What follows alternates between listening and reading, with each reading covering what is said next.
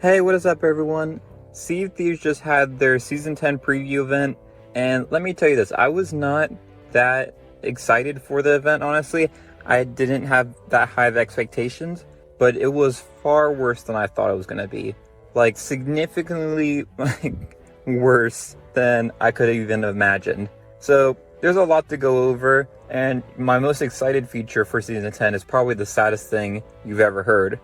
But let's go ahead and talk about everything they announced, and y'all can let me know your thoughts in the comments below. So basically, Season 10 is going to have 3 main features, and they're going to be released monthly, it seems like. So the first big feature will be released in October when Season 10 launches. Then we'll have another feature released in November, and then the final one in December. So one of my biggest problems with this is I don't mind that the content's being spread out throughout a season. This is something I've asked for a long time, but there's kind of a few problems with this. One, they're saying that these extra features that we're getting later on in the season were stuff for Season 11. And if that's stuff that they were going to have run for Season 11, then that's pretty sad because these features kind of suck. The other problem is, it's been basically an entire year without any new features in the game, other than the Chest of Fortune, really, and then, the Tall Tales. Why are we having to wait even longer? This season's been the longest of any season ever, and now we're not even getting all the features when the season comes out. That's just a bunch of BS to me. I think that's a whole mess. But what actually are we getting in October? So in October, we're going to get a new feature called Guilds, and this is basically an expansion to Captaincy, and it allows you to have basically a bunch of people all together in a group, and you can have up to 24 players, and basically it's just shared progression across different players. You can pledge your captainships and they can be shared. I think this is a pretty cool feature, actually. So you can basically have any of your captainships and other players can play on your ship and the milestones will still progress on them. Now, I don't really know why someone else might want to play on your ship unless it's someone that you are like a duo soup team together and you each go and play somewhat separately sometimes, but most of the time you play together. That's really the one time I could see that being a reason why you'd want to play on someone else's ship rather than your own. But that's a pretty interesting feature. It's basically a new trading company. They didn't say who the trading company was, but I would assume that it's from the Sovereign. It's probably going to be an expansion of what the Sovereign do already. So you'll have a new reputation that you can level up, and of course with this you'll have new rewards. And it seems like they had said there was a distinction system, which is similar to what they did with the Hourglass system last year in Season 8. So it seems like once you reach a certain level, whatever that max level is, you basically go up a distinction level and then you kind of restart and it keeps going. So that's kind of a nice feature. It seems like it'll be a little bit more ongoing rather than what we saw previously with say the Gold Hoarders or something, where once you reach level 75, there's really nothing else to progress for it. I think Guilds is a pretty nice feature, but it's one of those features that's really boring, honestly. It doesn't change the gameplay at all. Let's be honest. Who cares if you're in a guild or not, other than maybe you'll get some new rewards. It's kind of similar to Captaincy, even though I'd say Captaincy is a bigger feature than this, because the problem is, it's not like you can go inside the game and play with your guild. You can't have all the guild ships all in one server together. You just play at separate times and then you just have a shared progress together. So, I don't know. I don't really care too much about this feature. It's nice that it's being added, but it's not something needed. It's almost like Season 9 to me. Season 9 added some nice features, but I don't really care about them. I'm happy that they're there, but I wouldn't trade that for better features. So that kind of covers my thoughts with Guilds. Moving on, we have the November update, which will be Skull of Siren Song. Now, this one, I think, at first, you might think it sounds really cool, but then the more you think about it, I really don't think this is going to be that good of a feature. So the Skull of Siren Song is a shared voyage that's shared across all players on the same server. And basically what it is randomly throughout your gameplay, at a certain time, on your ship you'll see a note that's pinned to your mast, and you'll basically be able to choose whether or not you want to participate in the shared voyage. And if you choose to accept it, you'll get 2 maps, one to find a chest and the other find a key, and getting both of these combined unlocks the Skull of Siren Song. So the idea that they have is that, everyone is going to be going for this at the same time. So we have some people that are looking for the chest, other people that are looking for the key, and then eventually they're going to have to fight each other to basically one to win over the other. and it has map markers on it so you can see where that other person is, which is, good feature to have for this. Once you unlock the skull is pretty interesting. It is a weapon. It's kind of similar to the Ashen Wind skull, but rather than fire, it's more of like a screeching sound.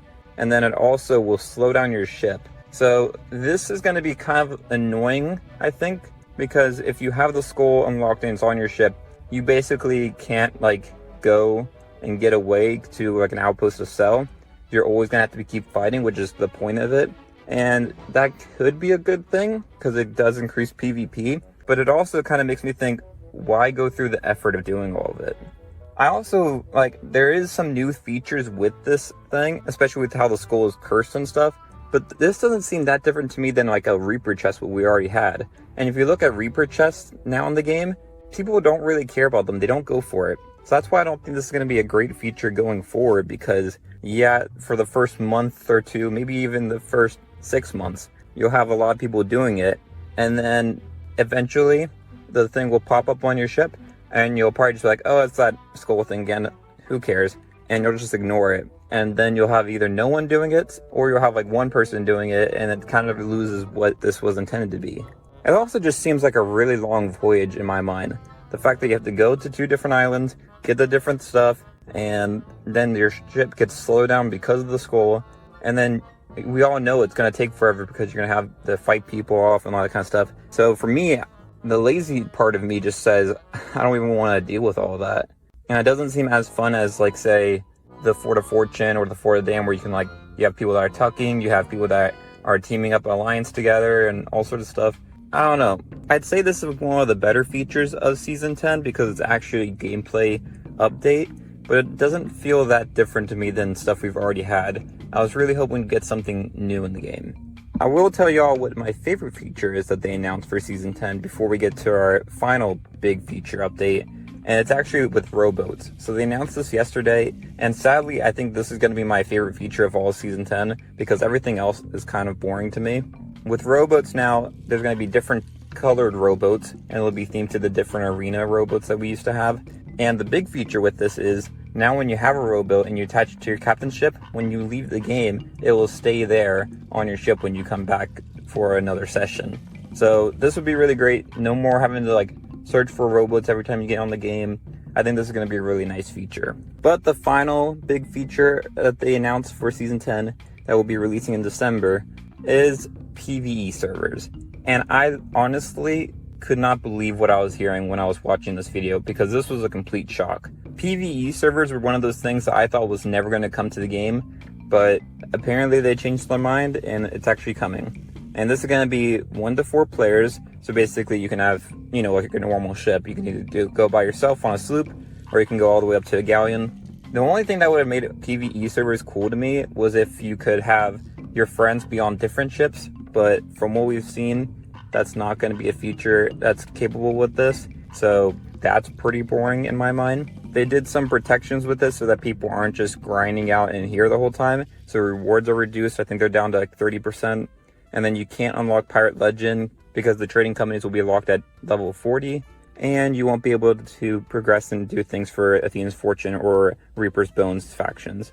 I think this is just a really terrible feature, in my opinion, because it encourages people not to play the actual game. And honestly, one of my biggest problems with this is that they said that they couldn't support the arena because, all the whatever, it'd be too hard to keep updated with everything and stuff, and not enough people play it, blah, blah, blah. But they're able to support this new mode, which I feel like is even more work than the arena would be, because basically they need to keep this whole mode separate because they have all the restrictions, but they also have to keep it in parallel with the main game.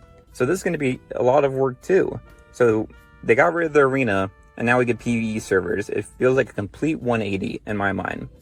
I do think there are some good things that can come from PvE servers, just playing around, even for me doing video creation and stuff, so I don't have to deal with other people if I'm trying to just do some B-roll or whatever. I could see totally for letting my brother just hop on the game and play and not have to worry about him getting, talked to with other people or whatever.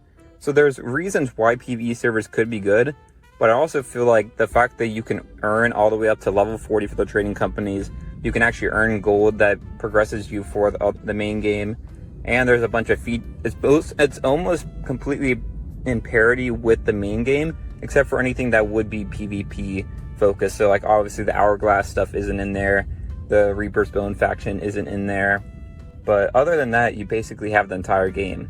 So if you're someone that is not good at PvP, why would you ever go to the main game? So that kind of covers my initial impressions from this Sea of Thieves Season 10 preview event. I was going to wait to make this video like later tonight or tomorrow or something, but honestly, I just felt so aggravated after watching that I had to immediately go to my car and start making this video because this was just terrible. This is honestly probably going to be the worst season of Sea of Thieves. This honestly is probably going to be the worst season of Sea of Thieves. And I already thought the Season 9 was the worst season of Sea of Thieves. So we're just in a downhill trajectory, and I don't know how they recover from this, to be honest. But that's everything I wanted to go over in this video. If you enjoyed this video, it'd be great if you hit the like and subscribe, and definitely let me know your thoughts about all of this in the comments below. But until next time, thanks for watching, and I'll see y'all later. Bye, y'all.